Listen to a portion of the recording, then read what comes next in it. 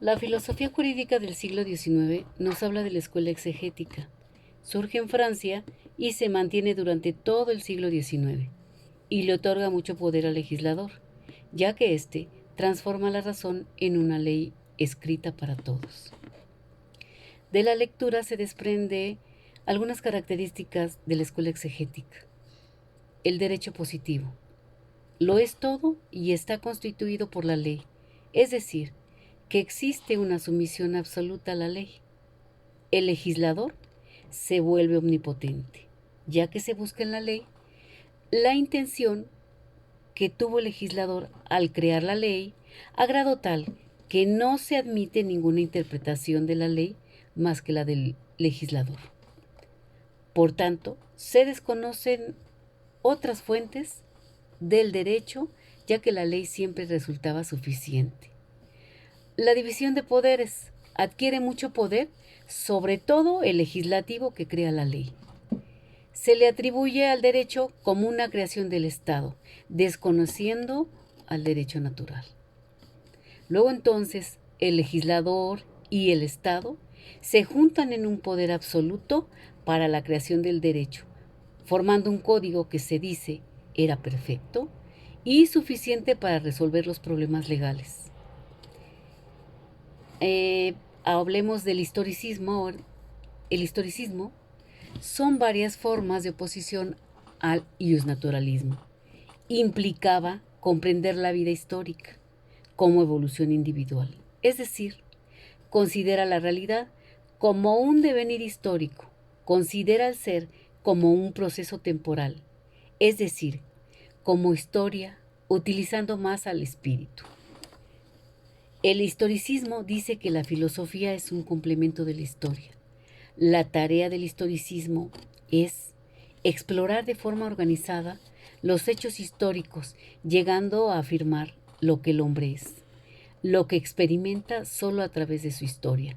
Los hechos científicos, artísticos, políticos o religiosos son considerados hechos históricos que tienen importancia para la vida del hombre, debido a que debe ser el pasado el que hable a través de los documentos escritos oficiales, de tal forma que para el historicismo la historia determina la vida del ser y debe estar apegada a la realidad, es decir, esta corriente de pensamiento precisa la historia como esencia del ser, señalando que la historia no es el pasado, sino que está viva y surge un interés en el presente, por conocerla sobre los hechos y experiencias precisas. Hablemos por último del positivismo jurídico. El positivismo jurídico, contrario al iusnaturalismo y también al historicismo, fue planteado por Augusto Comte. Se considera el padre del positivismo y basa su estudio según el cual se excluye todo conocimiento que pretendiera ir más allá de los hechos. Toda especulación filosófica era tachada de metafísica, por tanto, la realidad solamente se puede conocer mediante la investigación de las leyes y las relaciones entre los fenómenos.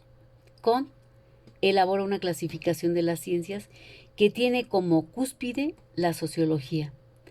El éxito del positivismo a través de la experimentación en las ciencias naturales le hicieron pensar que se estaba frente a una forma perfecta de conocimiento y se extendió a las disciplinas sociales y jurídicas, predominando en el siglo XIX y continuando en el siglo XX.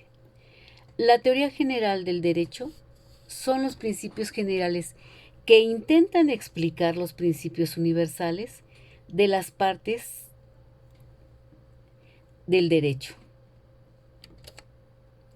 Trata de encontrar todo aquello que sea similar en todos los derechos positivos y en todas sus partes, inclusive si llegan a variar en el tiempo y el espacio, integrando un solo concepto de la ciencia jurídica, elaborando conceptos generales a los que se les atribuye una validez universal.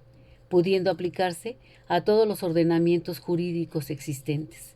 Inclusive, intentaron conceptos generales, con pretensión de pureza, en un intento científico de lograr la explicación del derecho con desprecio de toda consideración filosófica. Como señala el naturalismo, que las leyes son eternas e inmutables. Es cuanto a mi participación, y la fuente de esta exposición es del Manual de Filosofía del Derecho del autor Ariel Álvarez Gardiol.